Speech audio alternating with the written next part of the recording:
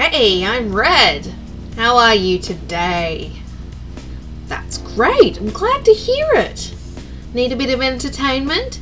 Yeah? Okay, well, I'm going to be reading some r/MaliciousCompliance. Let's get going with our first story. Want to talk to the boss? Back in 2012 to 2015, I worked as a building supervisor with 7 buildings I took care of. I also had a side job as a contractor to paint any apartment that needed it. I only did this part-time because of the other duties from my buildings. If I didn't have time for painting, my employer would hire outside workers. I had been a painter for about 8 years by this time and did a very good job. I wanted everything perfect. At the time, my son was only 2 years old, and I had him with me for 2 weeks. I had other building supers who were taking care of my buildings for my 2 weeks off. My boy started talking really early, and by 2 he could speak quite clearly. He didn't make much sense, but you could understand every word he said. I got a call from one of my tenants angrily telling me that I must come to her place to paint her living room. Her grandkids coloured all over the walls with Sharpies, and she has company coming and would be totally embarrassed if they saw her walls. I kindly told her I'm on my 2-week vacation and can't help. She started screaming into the phone, telling me it's my job and I have to do this or she won't pay rent next month. I told her to call the building owners and explain that to them and that they have 3 other painters on call. That went over like a loud fart in church. Then I told her that my painting and landlord status were 2 separate jobs and I'm on 2-week vacation from both. She hung up and called the building owner. She called me after, asking my side. I told her and she just laughed about it and said, "If she calls back, just have fun, but she knows better than to threaten holding the rent back because I warned her if she didn't pay, she couldn't stay."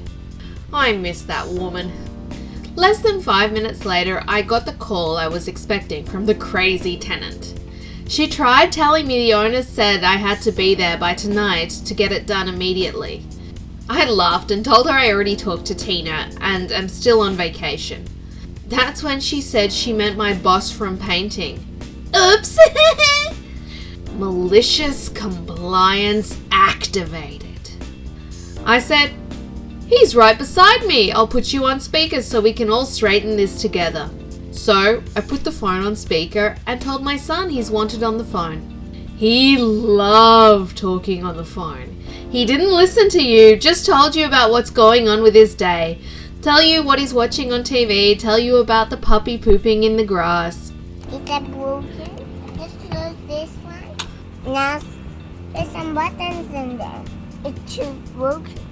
I got this one. She couldn't be rude to a toddler, so after a few minutes of him chattering away, I picked up the phone and took it off speaker. This sent my little man into a freak out.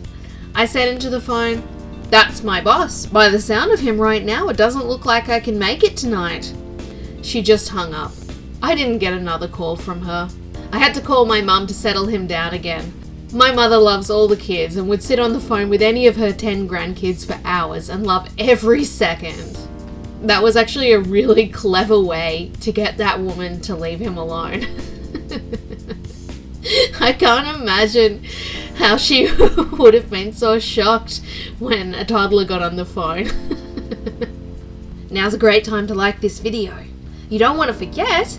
Okay, here's our next story. Revolution against our HOA. My wife and I moved into a 64 townhome community that was 10 years old at the time. The HOA board was comprised of 5 members that were original homeowners when the community started and have been the sole board members since the community started. Their sense of entitlement was batcrap crazy. They thrived on their quarterly walkthrough of the neighborhood as they would write up every single home for some kind of violation, regardless of how minor the offences were. Everyone gets a violation letter. Our first letter, the first month we were living there, was that our garage door paint was starting to peel. It was a 2-centimetre scrape where the panels met. It needed to be repainted, the siding needed to be power washed, there was a patch of green moss behind a bush, and the siding on the deck was dirty. There was dirt on the bottom of the door from recent rain, and it needed to be washed. We had 30 days to fix the issues, or would begin to accrue a fee of $25 a day until they're resolved. I asked around, and everyone gets these ridiculously petty letters every quarter.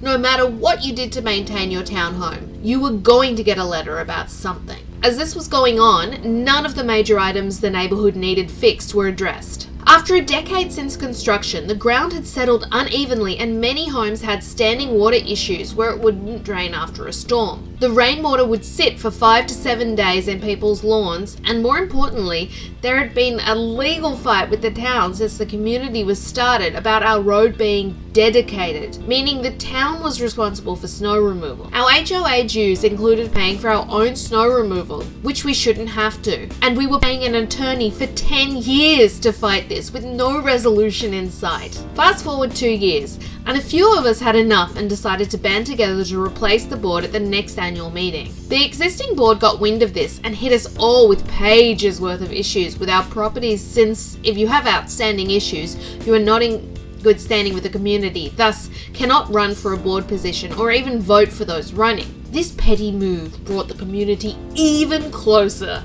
and we all spent the weekend before the meeting helping each other clean out their HOA to-do list. We took pictures, documented everything. Then we had the US mail certify delivery of each packet with the completed list and photos to the HOA board, who lived 75 feet away. Come board night, oddly enough, the lawyer was there to give an update that no progress has been made with the township on dedicating our road. He stuck around as we moved to the elections for the next board. We brought our signed petitions to add our names to the ballot. The board says we're not eligible as we have outstanding issues with our property.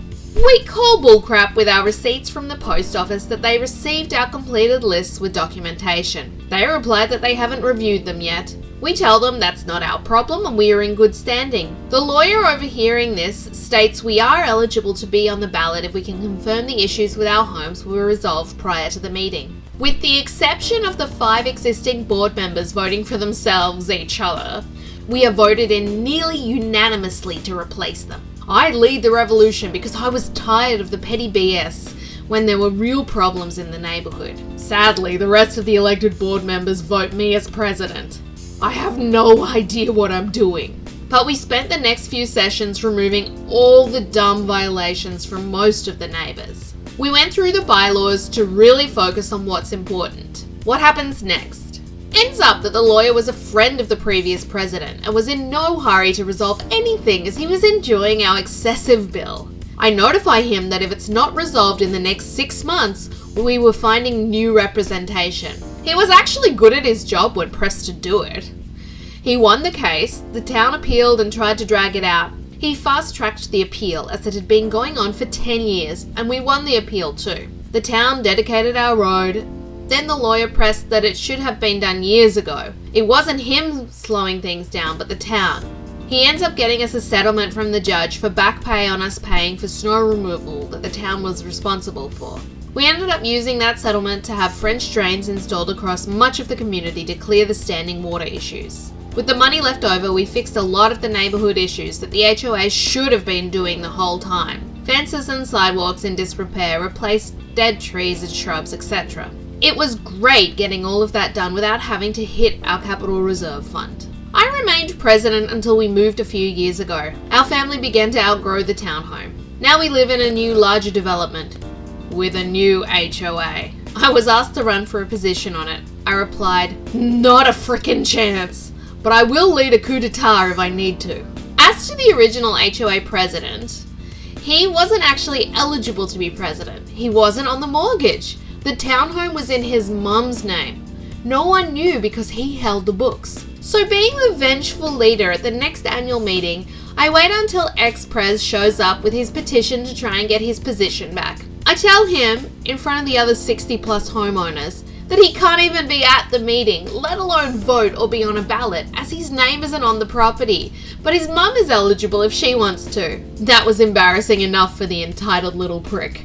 Did you enjoy that r/malicious compliance? If you did, make sure to like the video and please subscribe to my channel. Thank you so much. I really hope you have a good day, and I'll see you tomorrow. Bye-bye.